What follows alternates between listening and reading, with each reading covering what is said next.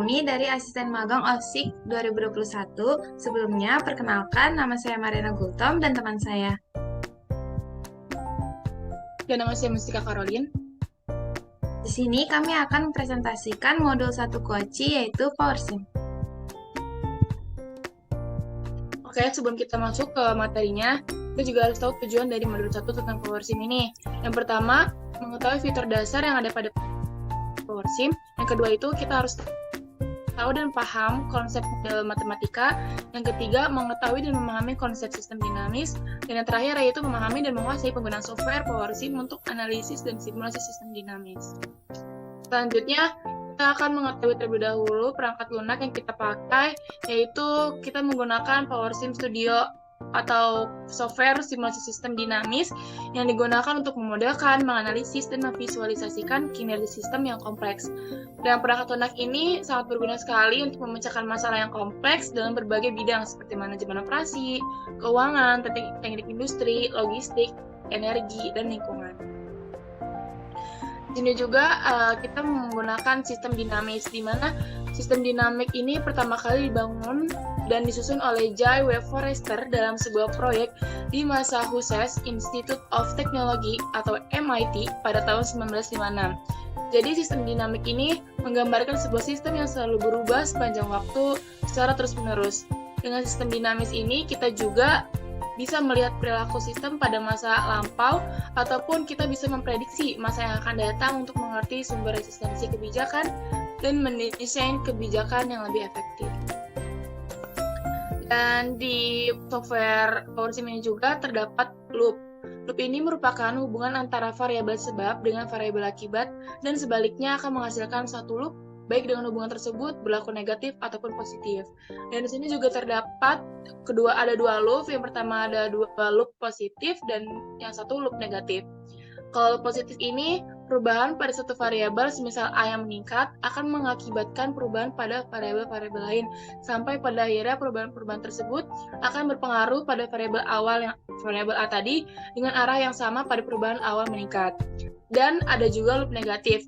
Loop negatif ini merupakan perubahan pada satu variabel, semisal A-nya meningkat, akan mempengaruhi variabel-variabel lain yang pada akhirnya perubahan-perubahan tersebut akan mempengaruhi variabel tadi yang A dengan arah yang berlawanan atau menurun. Jadi kalau misalnya variabel positif ini bisa disimpulkan bahwa dia ini dengan arah yang sama pada perubahan awal, maka meningkat. Tapi kalau misalnya loop negatif ini dengan arah berlawanan, yaitu menurun.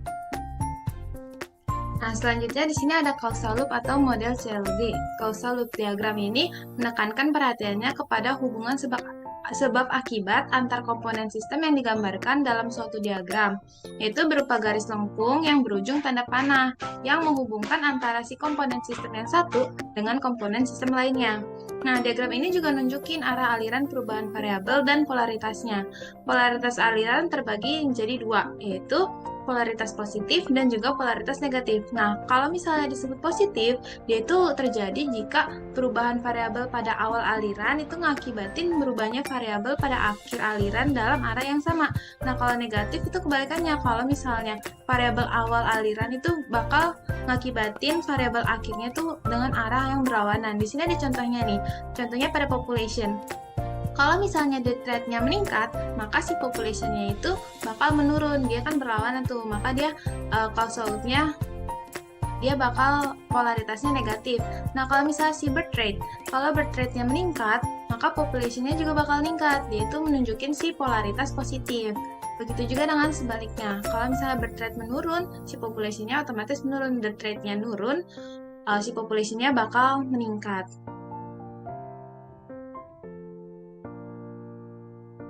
Nah, di sini ada variabel-variabel dalam PowerSim. Yang pertama di situ ada yang bentuknya kotak itu disebut stok atau level, dan yang bentuknya lingkaran di situ disebut auxiliary. Nah, kalau misalnya yang bentuknya belah ketupat disebut konstan.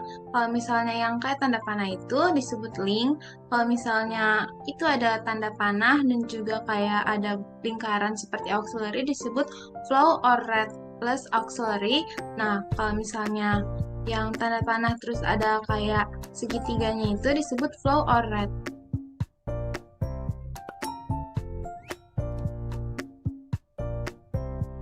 Nah, di sini ada klasifikasi variabel.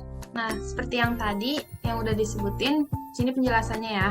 Kalau misalnya level atau stok itu merupakan variabel yang menyatakan akumulasi dari sejumlah benda atau nouns. Nah, benda atau nouns-nya itu nggak yang harus benda gitu. Jadi dia itu bisa berbentuk orang, uang, inventory, dan lain-lain. Jadi dia ini terhadap waktu gitu.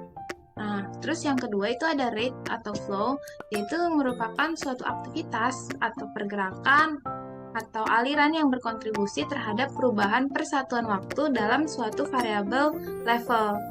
Nah, di sini tuh yang kayak level 1, ini rate 1, ini tuh yang nama dari si tiap variabelnya ya. Nah, yang ketiga itu ada konstan. Konstan itu merupakan input bagi persamaan dalam rate, baik secara langsung maupun melalui variabel auxiliary.